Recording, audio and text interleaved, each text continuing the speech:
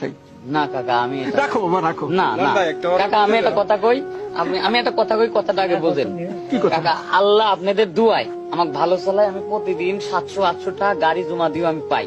তারপরে আপনি যে কথা কইছেন, আপনার মেয়ের হচ্ছে অপারেশন, মানে আপনার মেয়ে এখন আমার যদি বোন হইতো, এই বিপদের সময় আমি টাকাটা নেব না। আর যদি আমার মা তো নাই, মারা গেছে, আমার কইছে যে বাবা তোরে আমি দোয়া করি, তুই জীবনে কোনোদিন পরের দিন সে হাত দিবি লয়, আল্লাহ তোরে ভালো চালাবি। কাকার টাকা পাইছি, টাকা আমার না, আমি নিয়ে আমি কি করতে পারবো? কয় মাস হয়তো ভালো মন্দ খাইতে পারবো, তাছাড়া তো কিছু করার মতোই নাই।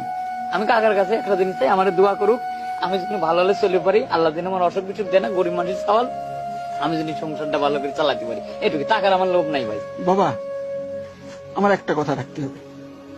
কাকা বলো তুমি রাখবে কিনা?